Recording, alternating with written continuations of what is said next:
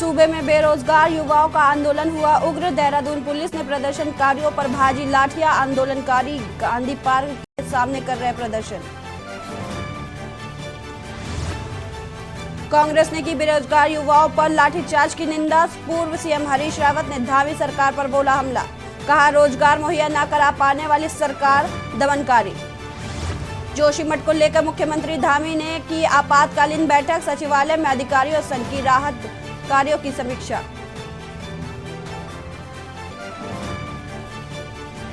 Cabinet मंत्री रेखा आर्य ने केंद्र सरकार के बजट को बताया ऐतिहासिक। कहा प्रदेश में जल्द हर राशन कार्ड पर मिलेगा 2 किलो मड़ुआ। अंकिता हत्याकांड मामला, आरोपियों की मर्जी के बगैर नार्को टेस्ट की तैयारी। हाईकोर्ट में कसाब श्रद्धा केस की नजीर देगी पुलिस। उत्तराखंड में अगले 48 घंटे के दौरान 5 जिलों में बारिश बर्फबारी के आसार। येलो अलर्ट जारी।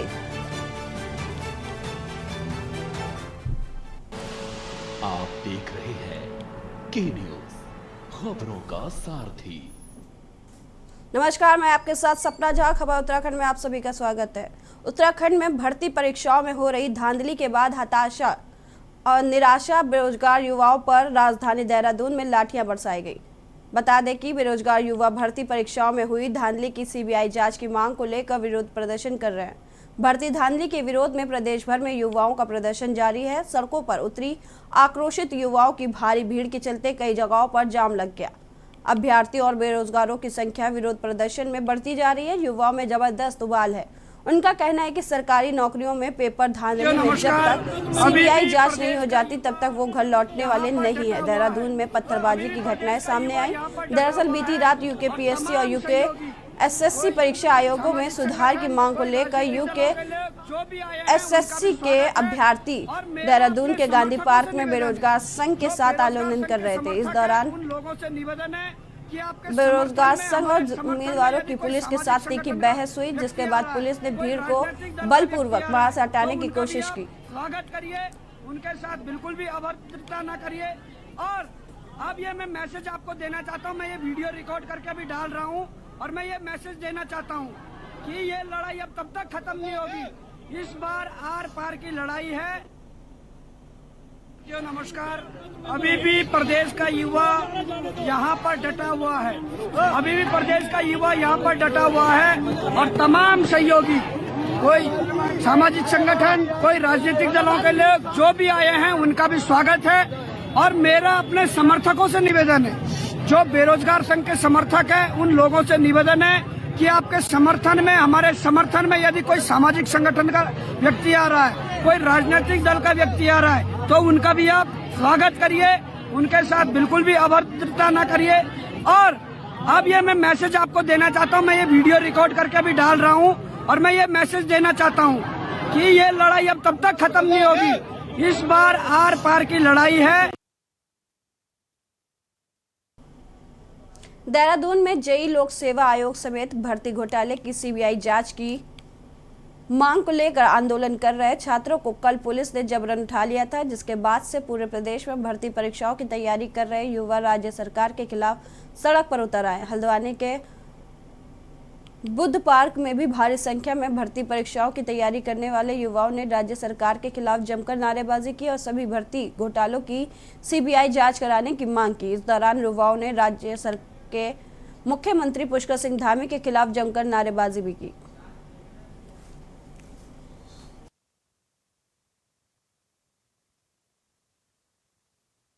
वर्मा है। इस बार पटवारी की परीक्षा जो हुई है इससे पहले की, वो भर्ती घोटाले में फंस गई है। भले वो एजे की हो, इससे पूर्व जितनी भी भर्तियां हों उनमें साफ साफ दिखा है कि भर्ती घोटाला हुआ है। और जो ये 12 तारीख को ये भर्ती परीक्षा होने वाली है, हम चाहते हैं सरकार इसको निरस्त करे। पहले वो ये 1 साल जितनी गंदगी उन्होंने फैला रखी है इसको साफ करे, नकल विरोधी कानून बनाए, जिन लोगों ने नकल करी है, करवाई है, उनको जेल में डाले। एक्चुअली जो हमारे यहाँ पे धरना प्रदर्शन जो चल रहा है, हम पीसफुली प्रोटेस्ट जो यहाँ पे कर रहे हैं, वो आप सभी को पता है कि जो कल देहरादून में क्या हुआ। तो वो सरकार के द्वारा जो की गई वो बहुत ही जो बेकार जो घटना हुई देहरादून में, तो बहुत शर्मनाक घटना है। तो मेन हमारी जो मांग है कि सीबीआई जांच की है, बट हमारी ये मेन मांग ये नहीं कि मतलब केवल एक पर्टिकुलर एग्जाम की या केवल पटवारी की या केवल एक पुलिस की ही क्या कहते हैं सीबीआई जांच हो। हमारी ये मांग है कि प्रॉपर एजुकेशन रिफॉर्म हो, कि मतलब जो ऊपर से जो भ्रष्ट भले वो नेता हो, जो भ्रष्ट अधिकारी हो पूरे ऊपर से हटे। जो घटना हुई है वो बहुत अभद्र घटना थी, क्योंकि महिलाओं पे डंडे बरसाना, रात को उनको हटाना, क्या गुनाह था उनका? मांगे तो रख रहे थे।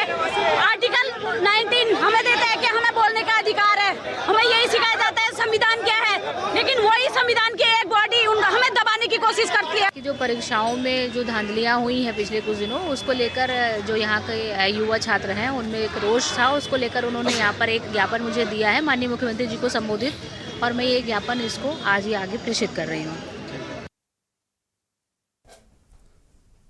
खबर लक्सर से, जहां पूर्व मुख्यमंत्री हरीश रावत ने देहरादून में बेरोजगार युवकों पर पुलिस द्वारा लाठीचार्ज किए जाने की कड़ी निंदा की है। उन्होंने कहा है कि भाजपा की धामी सरकार ने प्रदेश में हालत खराब कर दी है।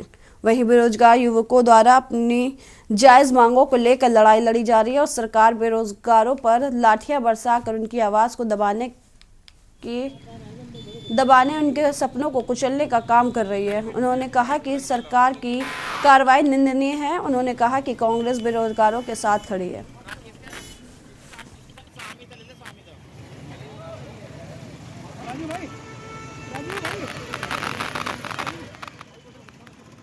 अभियान अपने आप में एक बड़ी तपस्या थी, और अब हाथ से हाथ जोड़ो अभियान एक जन अभियान है और वह कुशलता से चल रहा है, पूरे राज्य में चल रहा है, हरिद्वार में भी बहुत अच्छी तरीके से चल रहा है। और हमने जो शेयर धारकों के साथ, मध्यम वर्ग के साथ, निम्न मध्यम वर्ग के साथ अडानी के मामले में छल हुआ है, उसके खिलाफ इतना बड़ा प्रदर्शन राज्यव्यापी किया है। महंगाई पर भी कांग्रेस निरंतर आवाज़ उठा रही है और बेरोजगारी की लड़ाई लड़ रहे हैं। आज बेरोजगारों पर लाठीचार्ज हुआ है, मैं उसकी निंदा करता हूं। जिस तरीके से घंटा घर पर क्या मांग रहे हैं नौजवान, केवल ये मांग रहे हैं कि हमको एक निष्पक्ष इम्तिहान देने की प्रणाली दे दो, ये नकलचियों से और माफिया से हमको बचाओ। उत्तराखंड में भर्ती परीक्षाओं पर विवाद नहीं थम रहा है। दरअसल कल देहरादून में उत्तराखंड बेरोजगार संघ के बैनर तले प्रदर्शन कर युवाओं पर लाठियां भाजने और संघ के अध्यक्ष बॉबी पवार को जबरन उठाए जाने के विरोध में प्रदेश भर में संघ से जुड़े युवाओं का आक्रोश देखने को मिला, जिसके चलते विकासनगर में भी उत्तराखंड बेरोजगार संघ जुड़े सैकड़ों बेरोजगार युवाओं ने पहले जांच फिर पेपर की मांग को लेकर राज्य सरकार के खिलाफ जमकर विरोध प्रदर्शन किया और राष्ट्रीय राजमार्ग पर सांकेतिक जाम लगाया। बेरोजगार संघ से जुड़े दिनेश चौहान का कहना है कि राज्य के युवाओं का आयोग से भरोसा भंग हो गया है। सरकार को चाहिए कि भर्ती परीक्षा की जांच पूरी होने के बाद ही भर्ती परीक्षाओं को कराया जाना चाहिए।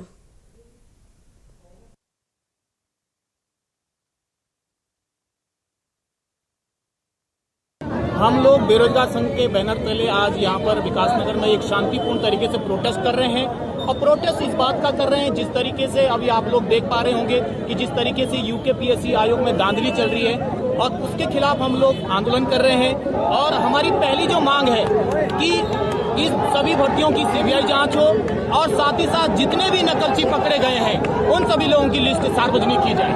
और साथ ही साथ आप लोगों को पता होगा कि कल रात को बॉबी पवार को ठीक 12-1 बजे पुलिस प्रशासन की टीम उठाकर लेके गई थी। हम सब लोग बेरोजगार संघ के साथ हैं, और साथ ही साथ हम सरकार से ये भी मांग करते हैं कि जितने भी ये भ्रष्ट अधिकारी है आयोग में बैठे हुए, इन सभी लोगों को भी बर्खास्त किया जाए तत्काल प्रभाव से।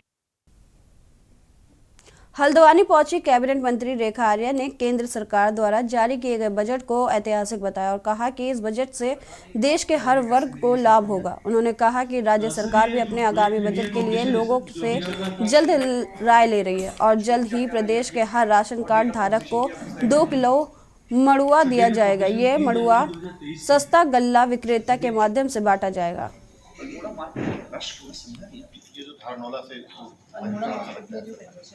तो जागेश्वर जाना है, बागेश्वर जाना है, जागेश्वर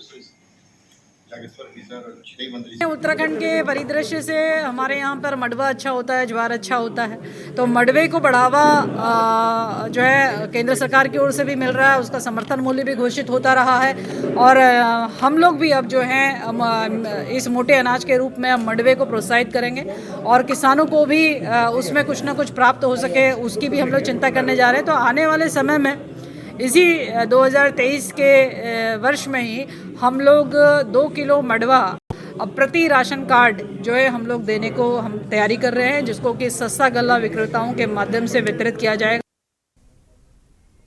हरिद्वार जिले में पंचायत उप प्रधान के चुनाव 16 फरवरी को होगी। बता दें कि 6 विकास खंड के 318 पंचायतों में उप प्रधान के चुनाव होने हैं। विकास खंड लक्सर, खानपुर, लुड़की के साथ भगवानपुर और नारसन में 16 फरवरी को चुनाव होने। जिला निर्वाचन अधिकारी जिलाधिकारी ने इस संबंध में पत्र जारी कर दिया है।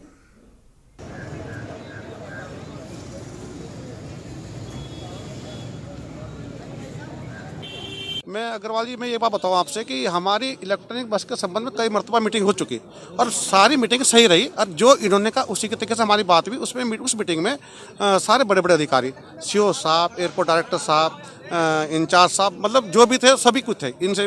उसके बावजूद क्या जो बातें तय होती है, जो रूपरेखा बनती है, उसके बावजूद क्या करते हैं कि उस रूपरेखा से नए नए तंत्र ये अपनाते हैं और हमें बार बार ऐसा उकसाते हैं कि ताकि हम कोई गलत काम करें और ये जो है इन्हें कोई पॉइंट मिले। ये बिल्कुल जायज़ नाराज़गी है। ये बेचारे यहाँ पर 4 लाख रुपए महीना दे रहे हैं, अंदर जो जिनका टेंडर है वो 9 लाख रुपए महीना दे रहे हैं। और ये स्मार्ट सिटी की बात कर रहे हैं, इनकी डेली देहरादून से बस खाली आ रही है और यहाँ से ये माहौल को ख़राब कर रहे हैं। ये अच्छी बात नहीं है, जबकि इनका एक बार मीटिंग में तय हो चुका है कि बस यहाँ पर 10 मिनट खड़ी होगी, अंदर कोई नहीं जाएगा। अब लेकिन उसके बाद भी ये हरकत अच्छी नहीं कि मुझे ऐसा लग रहा है कि ये सरकार जो है शासन चलाने में असमर्थ है और ये जनता की होने से। यहाँ के लोगों ने यहाँ की ज़मीन दी, 300 टैक्सी हैं, उनके ड्राइवर और मालिक कितने लोग परिवार जुड़े हुए हैं हुई थी उसके विषय में था। हम लोगों को ये बात तय हुई थी अभी जब लास्ट मीटिंग।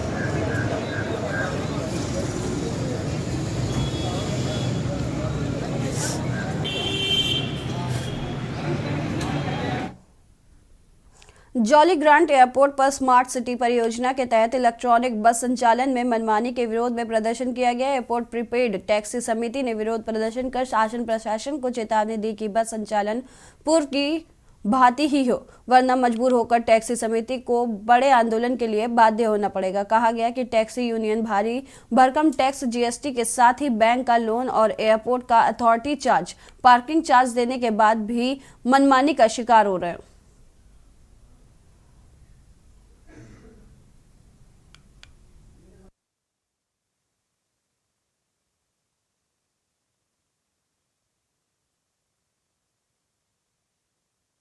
मैं अग्रवाल जी, मैं ये बात बताऊं आपसे कि हमारी इलेक्ट्रॉनिक बस के संबंध में कई मरतबा मीटिंग हो चुकी और सारी मीटिंग सही रही और जो इन्होंने कहा उसी के तरीके से हमारी बात हुई। उस मीटिंग में सारे बड़े बड़े अधिकारी, सीओ साहब, एयरपोर्ट डायरेक्टर साहब, इंचार्ज साहब, मतलब जो भी थे सभी कुछ थे इनसे।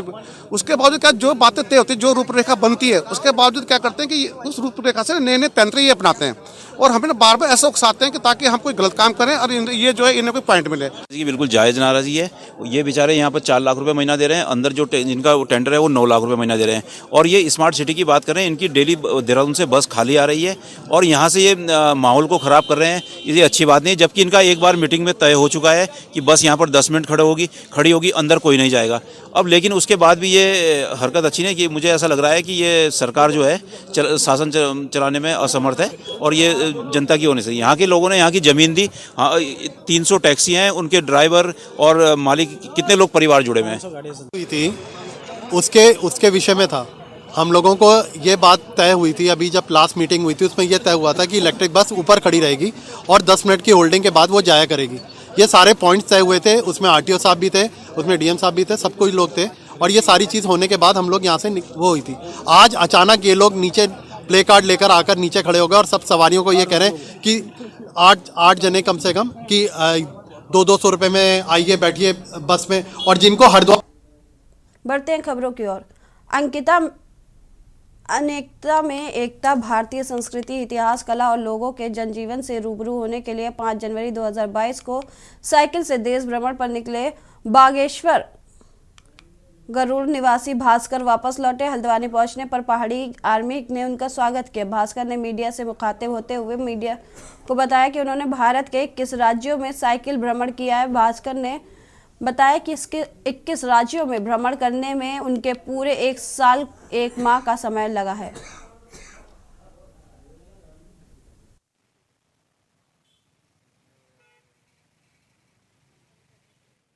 बेसिकली मेरा नाम भास्कर भंडारी है। मैं उत्तराखंड बागेश्वर से बिलोंग करता हूँ एंड अभी 21 साल का हूँ एंड पिछले 1 साल से यानी कि 5 जनवरी 2022 से ऑल ओवर इंडिया साइकिल से ट्रैवल कर रहा हूँ, जिसमें मैं अभी तक 21 स्टेट्स कवर कर चुका हूँ एंड 12,000 किलोमीटर मैं कवर कर चुका हूँ। हालांकि मेरा टारगेट था 10,000 किलोमीटर, बट मैं 12,000 किलोमीटर कर चुका हूँ। सो मोटिव मेरा ये था कि मैं चाह रहा था कि अलग अलग स्टेट्स में जाके कुछ आइडियाज़ लेके कुछ बिजनेस मैं स्टार्टअप करना चाह रहा था। एंड सेकेंडली मैं चाहता हूँ कि अलग अलग कल्चर्स के लोगों से मिलके उनके कल्चर्स को मैं अपनाऊँ और समझने की कोशिश कर रहा था कि क्या उनकी कल्चर्स में डिफरेंस है और अपने उत्तराखंड के कल्चर्स को मैं उन लोगों तक कैसे पहुँचा सकता हूँ एंड लोग कितनी टफ से टफ सिचुएशंस में रह रहे हैं और मैं कितना अपने आप को हैंडल कर सकता हूँ टफ सिचुएशन में जाके। ये मेरा मोटिव था। केदारनाथ यात्रा के मुख्य पड़ाव और केदार घाटी के मुख्य बाजार गुप्त काशी में बाहर से गौमांस आने की अफवाहों के बीच जनता ने जमकर बवाल काटा। इस बीच रुद्रप्रयाग से लेकर गुप्त काशी तक धरना प्रदर्शन किया गया, लेकिन बाद में हकीकत कुछ और ही निकली। गुप्त काशी में गौमांस नहीं बल्कि बकरे का मांस निकला।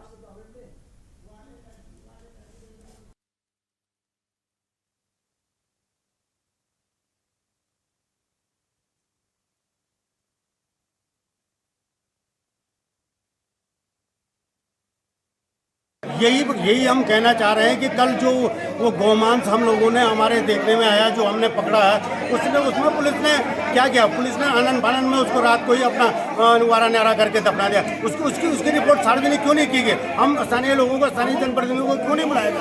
आपने ऐसे ही आनंद फानंद में किस पशु चिकित्सा अधिकारी को लगाया? कौन यहाँ पे आया था?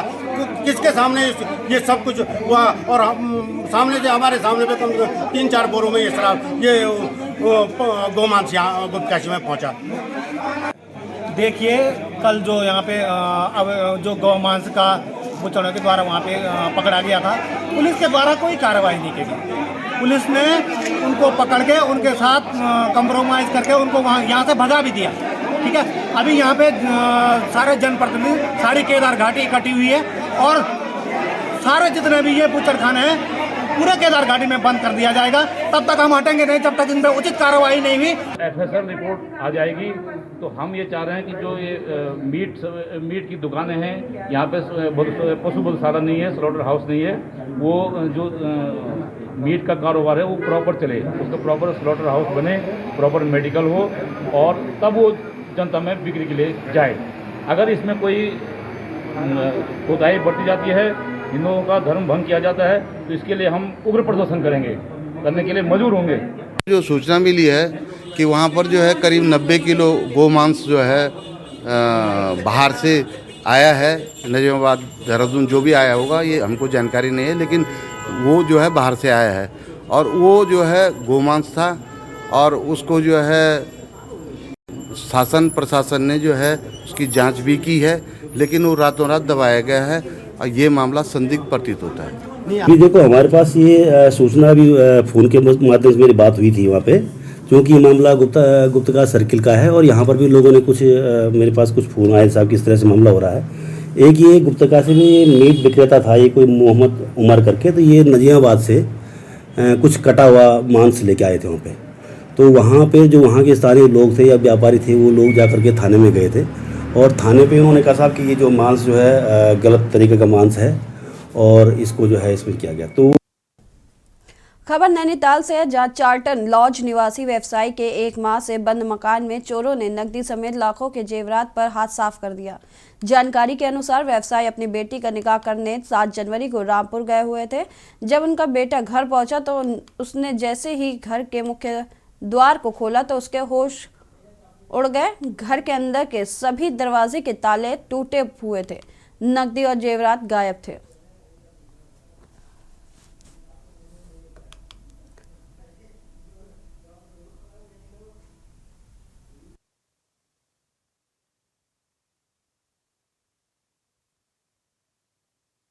हमारे थाना क्षेत्र में एक चोरी की सूचना आ जाई है हमारे पास।